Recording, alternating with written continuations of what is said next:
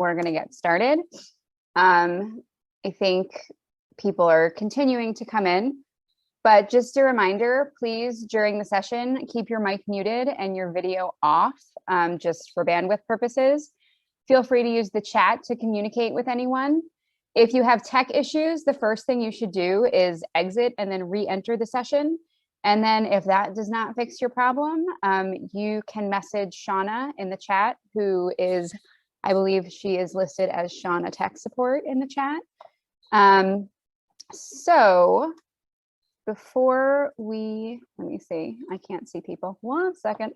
All right, we are welcome. This is Aligning Lessons Through Backward Design. I am Heather Martin, and the other presenter is Erin. Do you want to? Sure. I'm Erin Vibornik. I am an ESL instructor at Elgin Community College. All right. 1 minute. Sorry. There we go. So the topics we are going to cover today, we're going to talk about backwards design, learning objectives, formative assessment, and then bringing that all together into lesson planning. So by the end of this session, you will be able to identify and evaluate learning objectives, determine formative assessments for potential use with students, and also discuss how you can apply UDL principles in your classroom. Okay, so the first thing we're going to talk about is the difference between outcomes and objectives. So we have some examples for you here, and we've chosen outcomes from ESL, language arts, and math. You'll see here we have our first outcome, which is have, has, plus negative, simple, present, don't, and doesn't, right, which is very broad. And we've taken that and turned it into an objective, which is students will be able to use have and has in negative form in simple present in simple sentences. Okay, so you'll see that we've taken something very broad and made it a bit more narrow, as well as putting language onto it that is student-centered and phrased in like an attainable goal. So number 2, the outcome is construct essays utilizing an appropriate organization method for the rhetorical situation. And objective 2, taking that and turning it into an objective, students will be able to identify and explain the appropriate organization method for the given rhetorical situation. So again, we're taking that broad statement and just making it a little bit more narrow and putting it in terms of what a student can do. All right. And then our third one, interpret graphs and charts in contextualized workplace scenarios. And when we take that and turn it into an objective, its students will be able to make inferences, draw conclusions, or make predictions based on the production graphs represented. So something to keep in mind is there's no one particular objective for an outcome. When you have an outcome, you can turn it into a number of different objectives based on the context of your class and what you're looking for your students to actually do and demonstrate. So when you are making these objectives, you want to make sure you use active measurable verbs that are related to the content and not to the task at hand. And one tool you can use to do that is Webb's Depth of Knowledge. You can see here we have, let's see, are we in the wrong order? Yeah, we kind of are. Sorry, don't know how that slide ended up there. So we're just going to jump ahead to the next slide, and I will talk about Webb's Depth of Knowledge in a minute. So distinguishing between these objectives and outcomes is important when we think about backward design. So this little graphic gives you an overview of what backward design is. So first you identify the desired results. And this means those big ideas. These are the the course outcomes, which for us, we know through the ESL standards and the language arts and math standards that are at the state level. Then you move down to determine acceptable evidence. That's a fancy way of saying you need to figure out how you're actually going to assess that knowledge. So that would be through tests, final projects. Sometimes your employer will tell you, your community college or program will tell you these are the tests that you have to use to show that these outcomes have been met. Other times you have the ability to do that. And then that third level, planned learning experiences and instruction.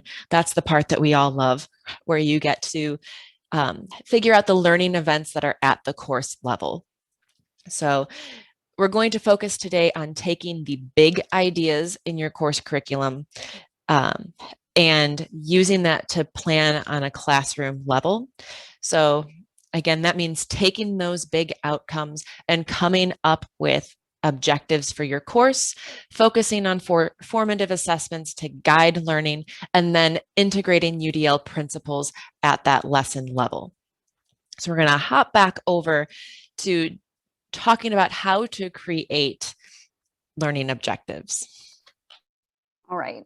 I don't know why these slides are in a weird order. I apologize. But again, the first, to rewind to what I started saying earlier, we want to make sure that we have active measurable verbs that are related to the content. The two main tools we have to do this are Webb's Depth of Knowledge and Bloom's Taxonomy. So they're very similar in function. And basically what it does is present the kind of different depths of understanding that a student could demonstrate. So the first one you'll see level 1 is this top little pie piece here. And it has verbs like identify, memorize, use, quote, recall, recite. So you'll notice that none of those really require a lot of cognitive energy. It's more just a familiarity with the content that the student would be demonstrating. Level 2, skill and concept, you see things like classify, categorize, modify, predict, summarize. It involves a little bit more depth in their understanding. Level 3 is strategic thinking. So there we have verbs like critique, formulate, cite evidence, differentiate. You see a lot more kind of engagement with the material in that one. And then level 4, extended thinking, you see more advanced concepts like apply, synthesize, create, analyze, prove. So the students in level 4, when they're demonstrating that depth of understanding, they're really taking what it is that they've learned and they're applying it to different contexts and using it to create something new. And then similarly, we have Bloom's taxonomy, which instead of the wheel, we have more of a pyramid. At the bottom, sorry, my computer screen's going nuts. At the bottom, we've got the remember is the bottom, understand, apply, analyze, evaluate, and create. So again, it's very similar. It's broken into 6 levels instead of 4, but you'll see that we start at that basic recognition, just like we did in Webb's Depth of Knowledge. And then we work our way up to kind of synthesizing and creating our own thing in the top part of the pyramid there. So to give some examples, here's objective 1. You see students will be able to identify and explain the appropriate organization method, right? That's pretty well, identify is pretty basic, right? And then objective 2, students will be able to select specific, oh, we didn't change the slide, Erin. Sorry, we do have a little bit of a wacky objective here in from a different presentation, I apologize, but students will be able to select a specific technological innovation from the Industrial Revolution and evaluate the social, economic, and political impact on society. And then the third one, students will be able to make references, draw conclusions, or make predictions based on the production graphs presented. So you'll see that across those 3 objectives, we do have various levels of understanding being demonstrated by the students. I mean, who doesn't love the Industrial Revolution and want It's to our favorite. include... Erin and I have grown to love the Industrial Revolution as a result of this presentation. This presentation on Zoom is thanks to the Industrial Revolution. So we're going to do a little bit of practice because, well, it's fun to test what you know. So we're going to launch a poll. Oh, thank you. And you are going to determine, is this an outcome or an objective? So you'll look at the screen. It says students will be able to demonstrate graphically and explain how a change in expectations will affect the loanable funds market.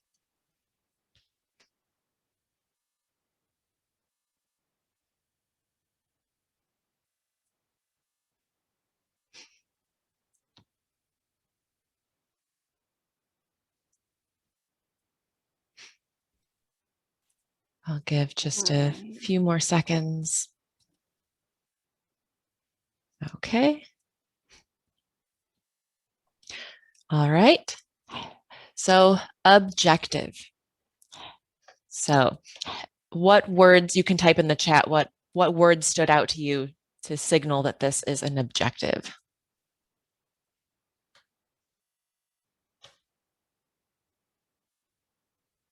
Okay. Demonstrate. All right. Fantastic. Well, I agree. This is an objective. So let's look at the next. All right. So we'll do the same thing. Thank you. Is this an outcome or an objective?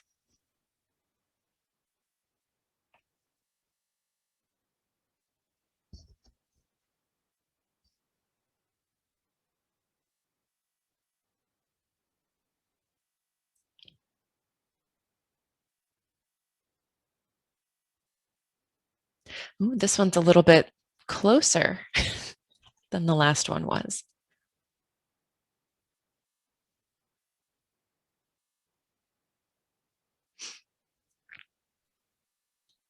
All right, I'm going to call it at this point.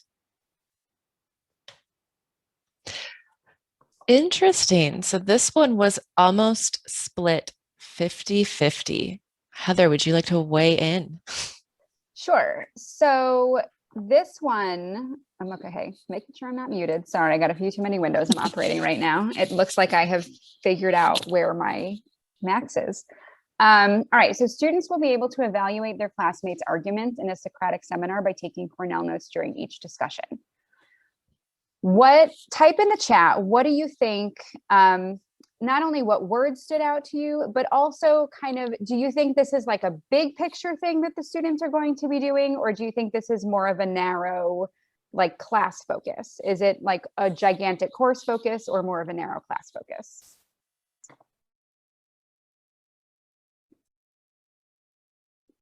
Okay.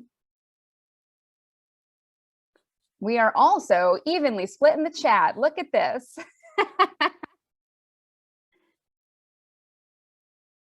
We have some narrow, we have some big. Yeah, so Melanie says learning to take notes for later evaluating. I think that might be part of the confusion, is that this is an ongoing process, right? This is not something that's going to have an end, because we're teaching a skill and it says during each discussion. Yes, it is a course-long activity.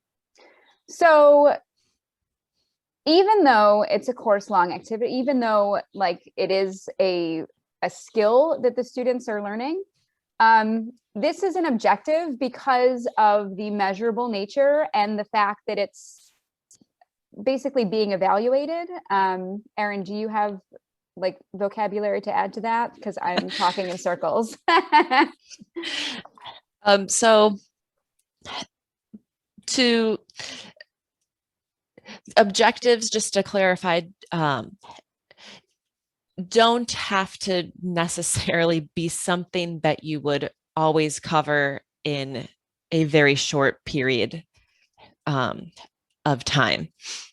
So for example, it might not be, well, here's this one activity and it, applies to this entire objective. I've lost the verb. I know we're words both as well. we're both having a Friday, Monday, Friday, But whatever. but to me, that word evaluate Mhm. sticks out here. Let me see. Yes, Trying to read chat. Shannon Wood, rocking it in the chat. Even if it's something you're working on over multiple class sessions, this is a specific way to demonstrate an outcome, so it's an objective.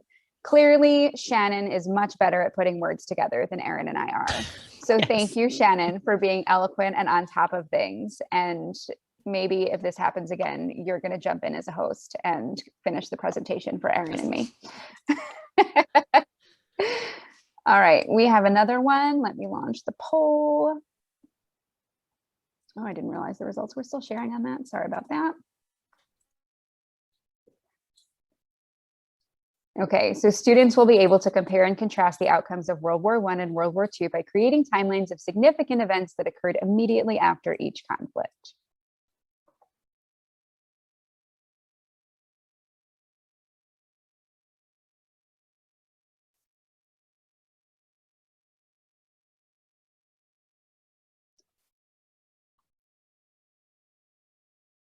So far, it looks like this poll is fairly one-sided. We're at about an 80-20 split right now. So in the interest of time, I think we'll End it. Yeah. end that. Yay. Yes, objective. So here's a great example of this is not something that you would, this is kind of end of the line, perhaps toward the end of a unit or perhaps an end of the semester, because you've already talked about World War I, you've already talked about World War II, and now you're kind of tying everything together. But yes, it is an objective.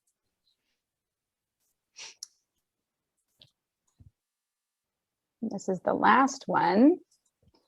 Students will be able to identify genres and styles of various musical traditions and historical periods, both in notation and orally, from your favorite former music major.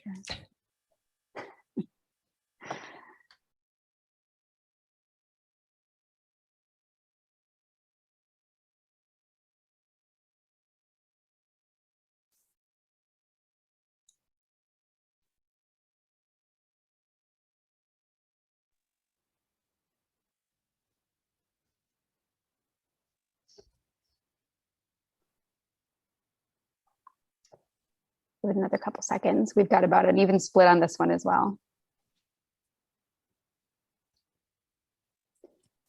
All right.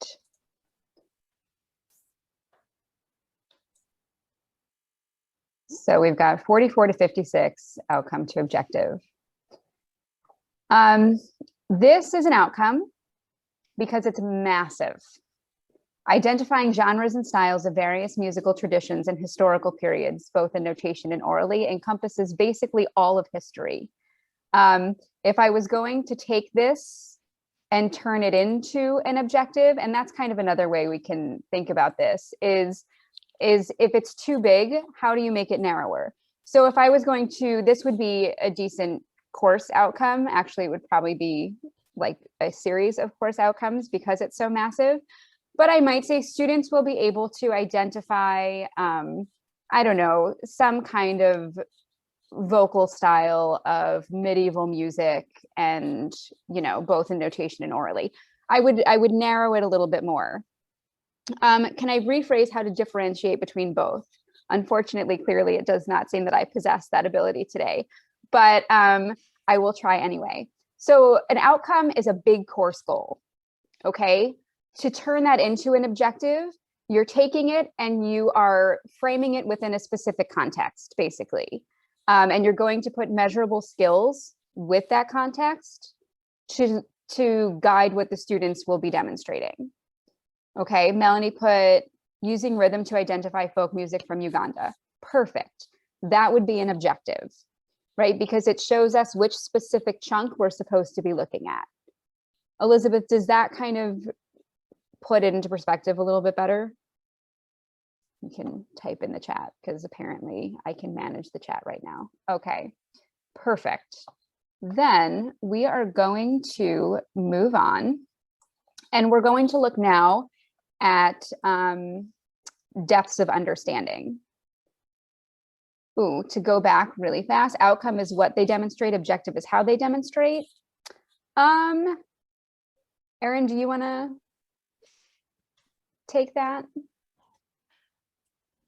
That can be a little bit tricky because in an objective, you do have to state what it is that they're demonstrating and how.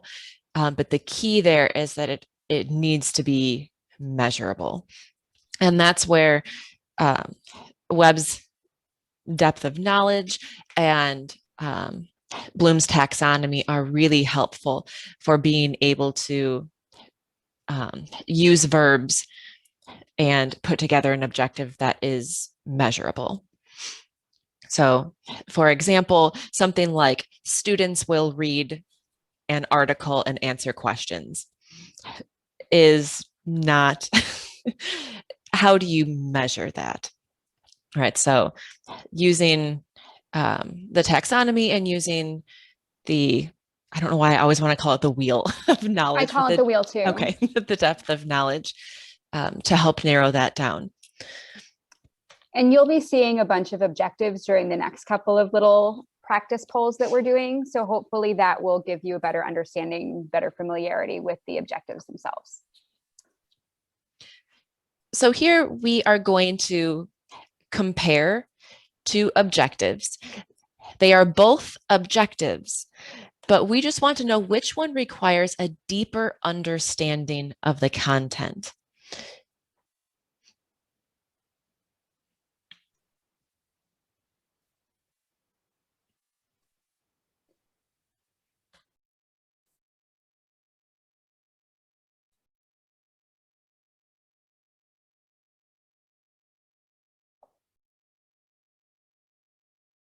Again, look at those verbs. In the first one, they're defending in a formal class debate. And in the second one, they're categorizing on a graphic organizer. Okay, let's end it. Yeah. Yep. Oops. Okay, so it looks like number one has it. And I agree, being able to defend the actions of somebody in a debate takes a deeper understanding of the content. They're applying it. It requires, perspective in comparison to categorizing information that they see. And kind of a little trick that I sometimes use to gauge level of understanding, depth of understanding, is like if you can point to it, right? Because in that first top wheel or that first top slice of the pie or whatever we're calling it right now, it basically is asking you to point. It's asking you to identify, label, things like that. The second little side, that like 3 o'clock wheel, is very much like you can still kind of point, like you're categorizing, you're sorting, but it's something that you can do with your hands. Like this is how I picture it because I'm a little nuts. And then by the time you get around to that level 4, you can't point to anything. It's very abstract. So that's kind of another way I think about it. Because in this one, like for me mentally in my weird little brain, there's no way I can tangibly defend actions in a class debate. Like that's a very abstract concept. Whereas categorizing types of animals, like if I have a bunch of little manipulatives, I can slide those into different areas on a table. So that's a very strange way that I think about it that might be helpful.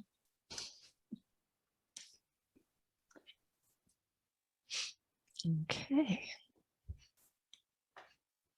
So we'll do the same for these two objectives. Which one requires a deeper understanding?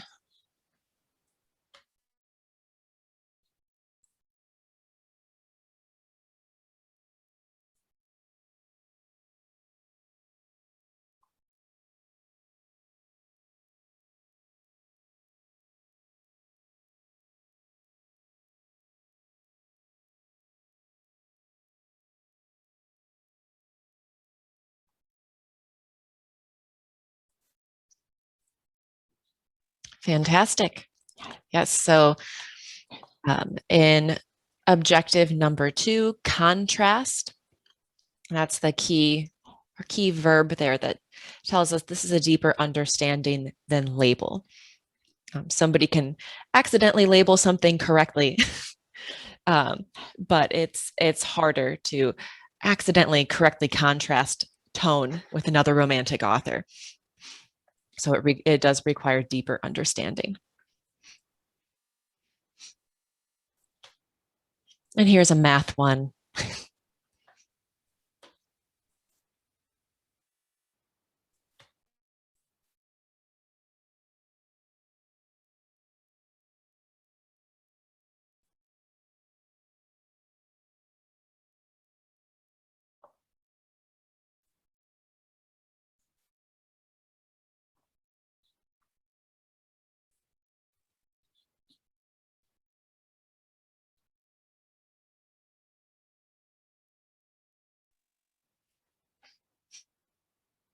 Okay. This one started out looking like number one was going to take the lead. And I think it's just, if you're not a mathy person, you think, that's that requires knowledge beyond. But yes, two, not just because it's long, but also because, so it starts with categorize, which makes you think, well, that's not that deep. And then follows it up with providing an explanation, kind of justifying that classification and the definitions of the respective terms.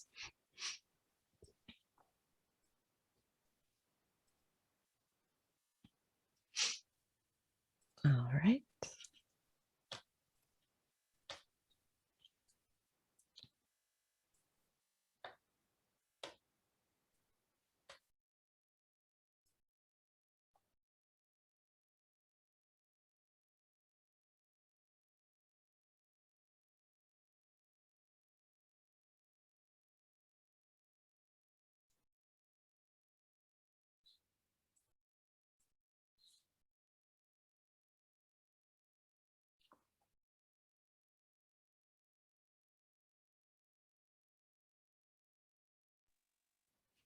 I feel like we should have had some thinking music. Yeah. I know. We're on the same page there, and I can pull up that IASA slide and start playing that music again. I don't know that our poor computers can handle no, all of that. No, my brain has too many tabs open. So this one was a little bit closer than the last ones have been. So Heather, I'll let you take this mathy one. Oh, good. So again, I kind of look at like the level of assistance required to complete these. And for the first one, they'll be able to differentiate between potential and kinetic energy, right? Basically, they're given two options. Is this potential? Yes, Jeopardy would have been awesome. Is this potential energy or kinetic energy? And all the students have to do is tell which one, right? They have to be able to tell the difference between those two options. Whereas number two, they have to calculate it, which I don't think is a skill I possess at this point. Maybe I did at some point in my life, but yeah, so they have to calculate it. They're responsible for kind of creating that entire thing, right? They have to find all the different variables and understand how to calculate it, take all that context, and then create the results. Mm-hmm. So yeah, calculates like the it's like the math version of create, right? Right. Yes. So before we move on to the next little bit, we do have some little self-reflections. Yes. All right. So number one is, are you able to identify objectives versus outcomes? And for those of you that are in the not yet category, we will be talking more about it as we move forward. So don't think that's why we have a not yet. It's not a no. It's not final. And we also have a Google folder of resources to share. Yes. And I will put that in the chat at some point when I'm not sharing my, or Erin, you can put it, one of us will put it in the chat. It'll happen. Okay. So it looks like most of you are able to identify the difference between objective and an outcome, which is great. And for those of you, like I said, in the not yet category, we will absolutely get you there, or provide you with our emails so that you can contact us if we can't get you there in the next 30 minutes. And then the last question we have for right now is, are you able to evaluate the level of complexity the students are being asked to demonstrate with each learning objective?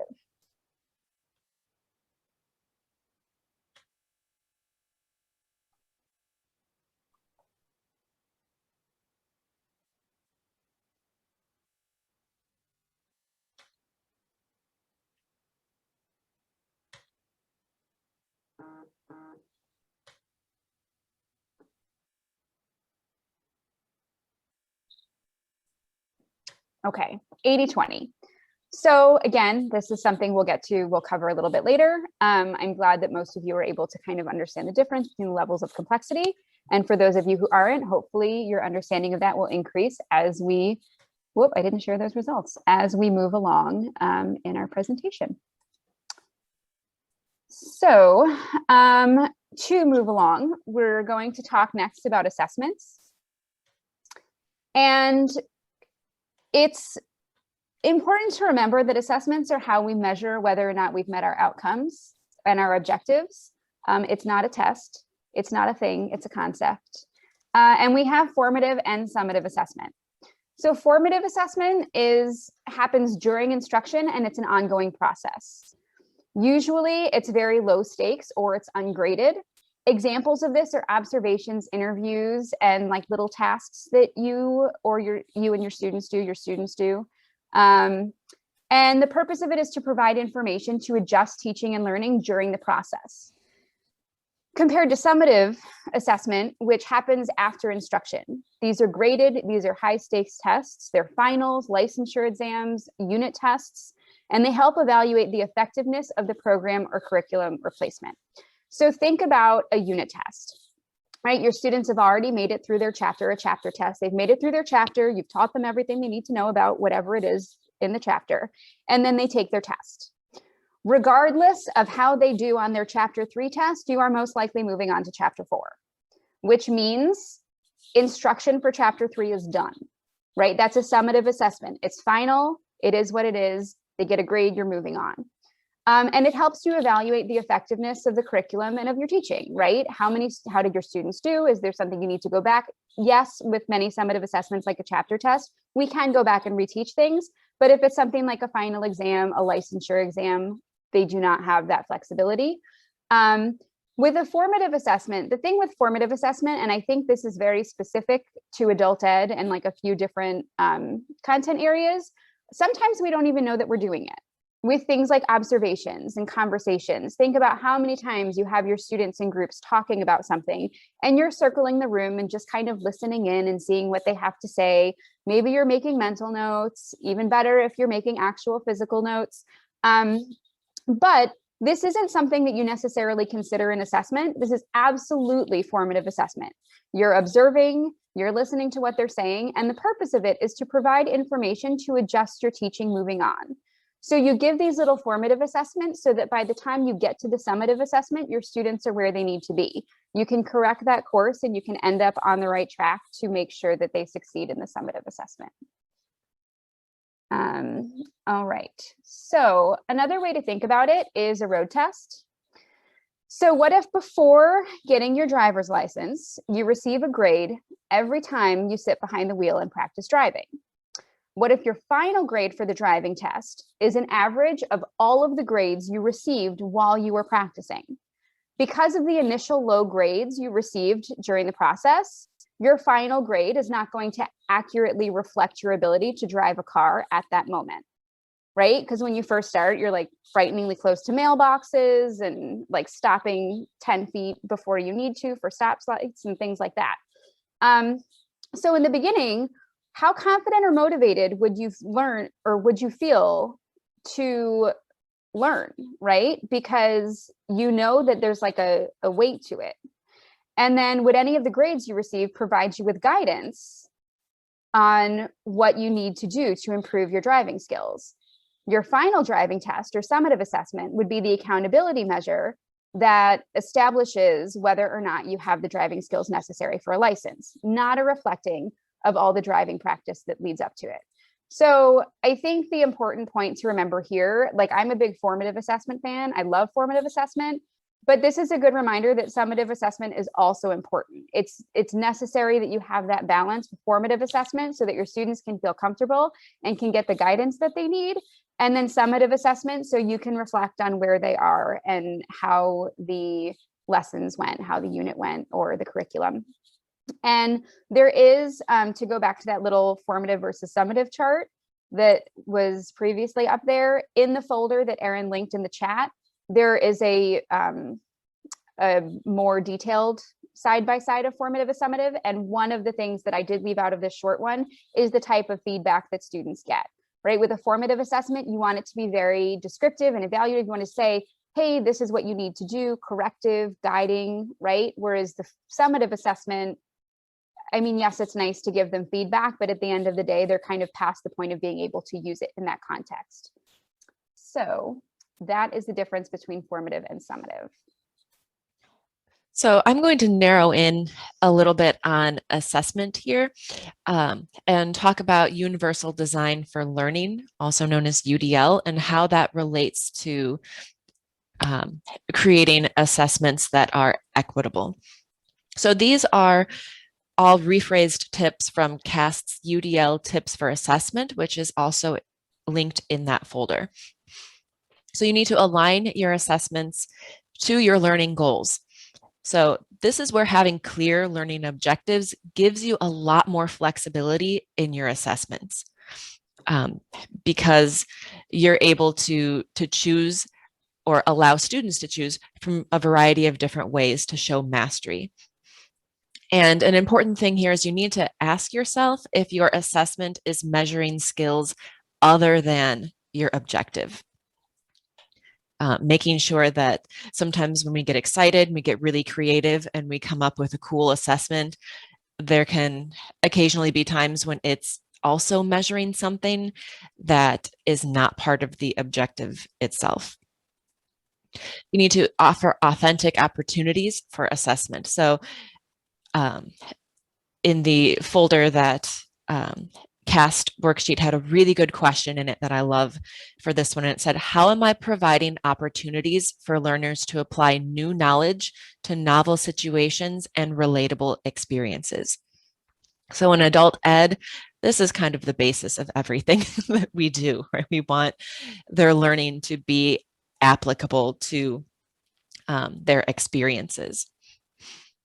And then assess engagement as well as content knowledge. So consider what supports help learners persist through the challenges to engage in the assessment.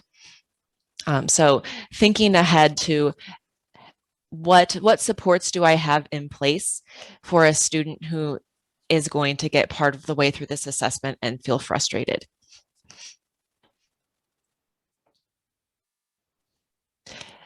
So now assessment expectations and access. So you need to include frequent formative assessments. And as Heather said, these look sometimes not like assessments. They're ongoing, they're frequent checks to measure a learner's progress. You need to reduce unnecessary barriers to access. So what this means is provide closed captioning for any videos that you have, even if no student has told you that they need them, providing those anyways, making sure that your documents are screen reader accessible. There are really easy to use accessibility checks built into Microsoft Word and easy ones that you can install for Google as well. And then making sure that you have alt text on visuals that you share. Because I'm sure as we've all learned now in the world of having online classes, sometimes things don't load correctly on people's computers. So having that alt text there is really helpful. So you should also support learner variability through flexible assessments. And this means allowing for various options for engagement, representation, action, and expression. So some of our outcomes especially in ESL, are going to be very focused on specific skills, like a student being able to say their name or respond to questions about personal information. But allowing for flexibility would mean they could do that synchronously with you over Zoom. They could do it on a phone call. They could record themselves on a video doing that and uploading it or sending it to you, giving them different options for how they want to show mastery of that. Use and share rubrics to clarify expectations.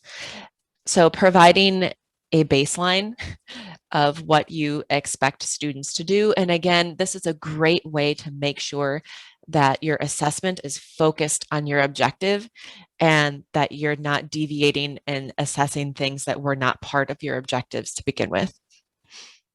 And then involve learners in assessing their learning progress. So this means allowing them opportunities for self-assessment, and it also means giving them timely and goal-related feedback. So if you're feeling like, I don't know what feedback to give to students, look back at the rubric, look back at your objectives, and make sure that your feedback is based on the goal of that activity. Okay, so we're going to go back to our original objectives and look at different ways we can assess them. So for this one, we have students will be able to use have and has in negative form in simple, present, and simple sentences. So our assessment that we chose, and again, there are multiple ways to assess outcomes and objectives. The assessment we chose is using the questions provided. Students will interview each other about members of their families in pairs or small groups. Instructor will use speaking rubrics, and students will use rubrics for peer and self-assessment. And I do want to take this opportunity to say that if or when ideally you use rubrics, absolutely make sure the students have those so that they know the criteria that they'll be held to, and so that they can evaluate themselves as well. Which, I mean, especially that's like my favorite part about teaching adults is the fact that they're adults, which is glorious. And I loved teaching kids as well, but it's really nice, like the self-awareness and the drive that they have. So in this case, we took this objective using have and has in negative form in simple sentences, and we decided that we wanted to assess it in a more in a way that might be more comfortable for our students, right? We could have had them write sentences or whatever. We decided that a group conversation would be pleasant. And then it supports that UDL principle because the students or the learners are involved in assessing their progress, right? The rubrics are used and shared so that expectations are clear and the students are involved and have some ownership of it. So the second objective is that students will be able to identify and explain the appropriate organization method for the given rhetorical situation. So this is if it were ESL, this would be advanced ESL. And certainly this is reading and language arts on the HSE side. So an example assessment would be that students will watch Sir Ken Robinson's Do Schools Kill Creativity TED Talk and take notes. Then in groups, they will explain the organization and analyze the strengths and weaknesses of his argument. To assess this, there would be rubrics that the teacher would use. Because they are working in groups, they would do a peer evaluation and, of course, a self-evaluation. And they don't necessarily have to be different rubrics, but you can also have students assess themselves based on that same rubric that the teacher is using and then compare. You know, what did the teacher say versus how did I feel that I did on that? So this, again, connects to UDL because you're offering authentic opportunities for assessment. You're assessing their engagement as well as their content knowledge. And of course, you're aligning the assessments to learning goals. So here we have an example more from the CTE focus on career math. So students will be able to make inferences, draw conclusions, or make predictions based on the production graphs presented. So for this, a possible assessment would be that students will work in groups to compare two products using a given graph. Then they will compare production at specific points and hypothesize why production differs for the two products. And again, because they're working in groups, we have a teacher, a peer, and a self-evaluation for this one as well. Before we move on, Patty asked, do you design rubrics with only a few points, and what is a max number of points? For me, I guess it kind of depends, because our classes don't necessarily have you need this number of points to get an A, B, C. It's not graded in that way. I try to make it a number of points that's not going to terrify them. Obviously, I would not have an 80-point rubric because that's a lot of pressure. But it also depends on the level of the student and what the goal is in that. So if it's for a presentation, for an intermediate ESL class, they're giving a how-to presentation in front of the class. They have to use visuals. There are going to be more categories, so the points are going to go up a little bit more. I think I usually still try to stay around 12 or 15. And then when I use them for my beginning level classes, there are less components to the objective. So it's a lower number, sometimes even as low as 4 points, 3 or 4 points for that assessment. And it's also, I want to add to that, Erin has an awesome general speaking rubric that she has that just talks about things like tone and like the smaller kind of nuanced things that our ESL students work on. However, that would not necessarily be appropriate to use when you're assessing a specific objective, right? Because your objective is going to be related to, for example, use of has and have, negative simple sentences, which has nothing to do with the student's tone, with the student's pronunciation, with the student's kind of, those more like intangible speech pattern type components. So it's important that you create the rubric for what it is you're assessing. I think it's great to have a general speaking rubric, not only so that you can gauge your students' progress, but so students can gauge their own progress. But it's also important that when you're looking for a specific standard or a specific objective, you use a rubric that is only assessing that objective, or you at least delineate that on a rubric somewhere, like these 3 rows are for that objective and these 2 rows aren't, or something to that effect. Yeah, so Sandra says, wouldn't the rubric need to match the objective, which would determine the number of points? Absolutely. So I never actually use my general speaking rubric just to use.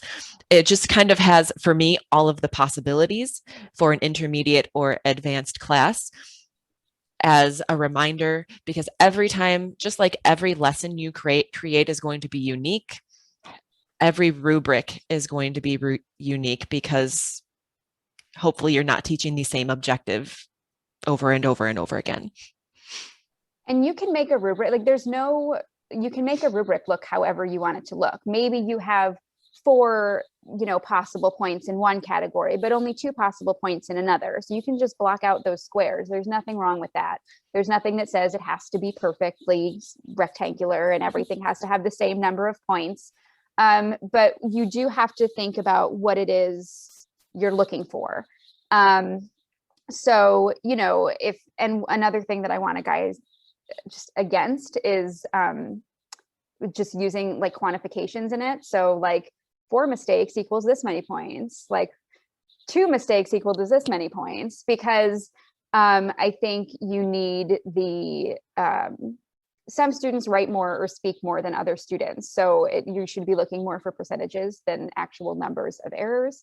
And think about more what you want to see and what it looks like. So when you're making a rubric, just think like, what does it look like when a student does this well, and plop that into your descriptor for 4 points, and then work your way backwards, or 5 points or 3 points or whatever.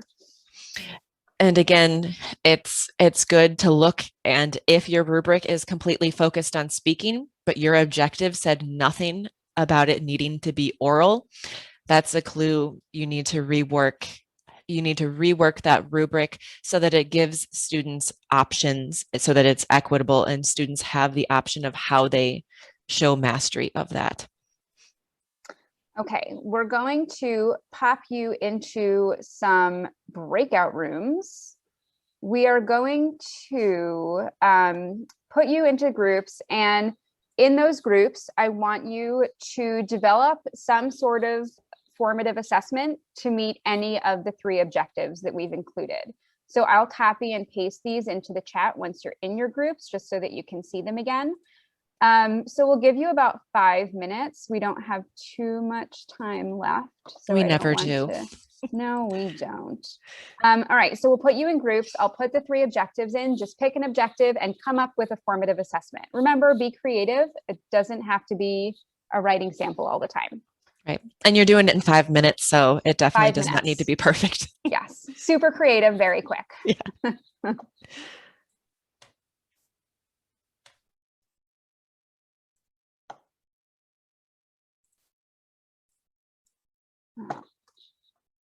Erin, can you pop those into the, like, once broadcast the message to all of them? Can you do that, or do I have to do that? I don't know what you're looking at.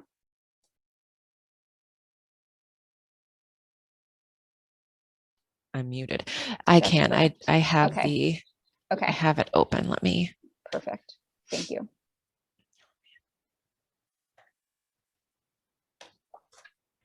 I can put it into the chat, or I've got to broadcast it, Put it right? in the broadcast, I think. Yeah. Thank you. Oh, it doesn't let me do all of them at one Oh, you can time. only do yours, or what? No, it's only letting me do like one. Oh, It has a limit to how much text I can put in there. oh, you know what? I can. Oh, that's weird. So I've got objective 1, and Okay. then I'll send objective 2. Thank you. I don't know how it looks when it broadcasts, if it's just They can see. I see it. overlapping. It's like a little, yeah. And I guess also stick it in the chat. Oh no, I don't think they see the chat. I think they just see the chat in the room. So for those of you that are still in the main room, if you are looking to join your breakout room, just click that little join button. And if you are multitasking, then by all means, just continue to multitask. Yeah, feel free to hang out. And I need to find my, while they're in there, I'm going to quickly pop that. Yeah. See if I can find my listening rubric. Oh, I had it up the other day. It's in the, of course I had your rubric up the other day. It's in the shared stuff for the beginning course development folder. If that helps. I'm sure you have it someplace more accessible, but that's where I got it. I'm pulling up everybody else's, but I don't see mine. I mean, I think mine kind of got used. I don't think it was in your course. I think it was in just the generic folder, like for the beginning levels. But I could be Oh, see, wrong. I can't even find that folder anymore. I can find it. I'll just Okay. pause my screen share. I gotta bring them back soon. Pause share.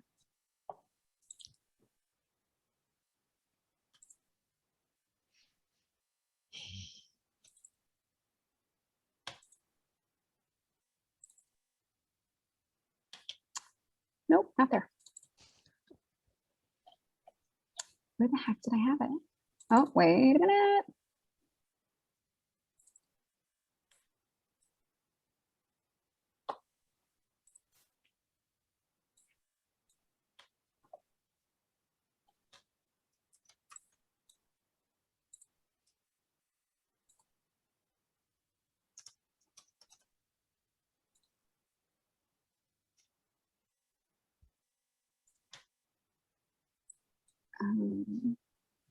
You know what? I have to make a copy of it because I don't want to change any of the permissions. Mm-hmm. Gonna give them the 1 minute. Thank you.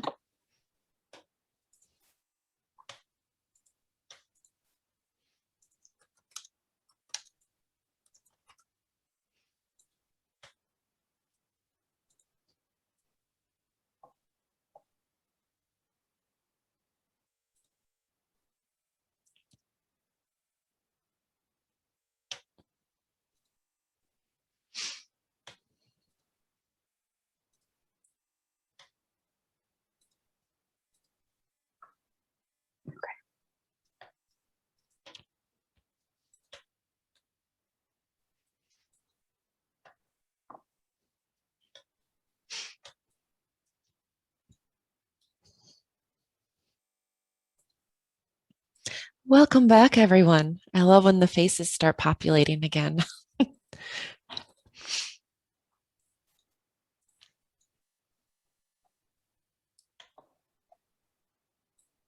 Okay, so Larice says that she would use, and I always second guess myself when I pronounce it, quizzes.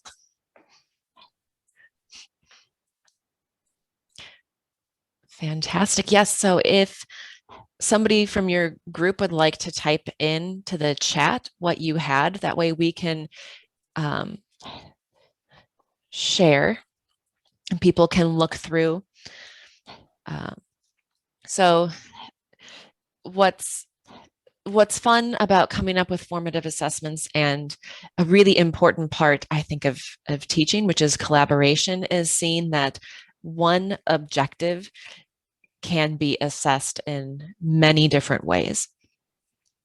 So we had our examples, and you'll see examples popping up in the chat of how you would be able to assess students as well. And in the chat, I'm going to put a link to a beginning, just general speaking document or rubric for ESL. Erin, do you think we should hop along just in case? All right. Let's hop. We're gonna hop. Let's hop. Let's hop. Okay, so how do we put all of this together? So you need to think about where students are going to be spending their cognitive energy. There's this, sometimes this misconception that things aren't going to take as long for students as they actually do. So being really intentional about what you're having students do, where they're spending that energy. So not doing busy work. And then you have to consider how students are going to receive the information and whether that's equitable. So for example, are students doing all of their at-home learning and practice by reading important information? Can you also add video that covers that same material so that students can have different ways of accessing it? And then what are students expected to produce, and is there variety in that? So this goes back to those assessment tips. So focus on assessing those learning objectives, give them options. You can let them do learning menus where you have one objective, but some different assessments, some different ways they could show mastery of it, and they can choose whichever one appeals to them. And then, of course, reflect on assessments for future design. So not saying, all right, we're done, I don't need to think about that again, but reflecting on it.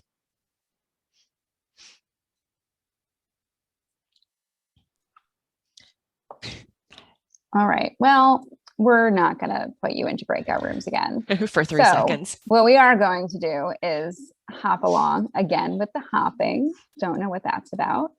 It feels like spring. It's getting there. At least we don't have ice shooting violently from the sky like we did the other day. All right. So we will take some questions. I want to make sure our contact information is up there. So you can, if you have any questions, feel free to contact either one of us.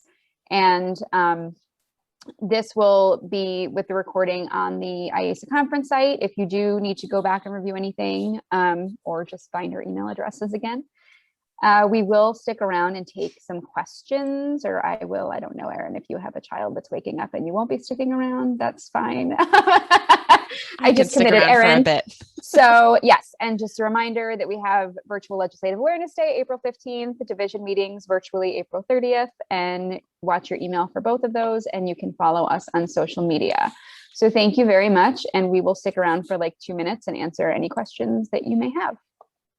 Have a beautiful weekend for those who Yes, thank are hopping off. you.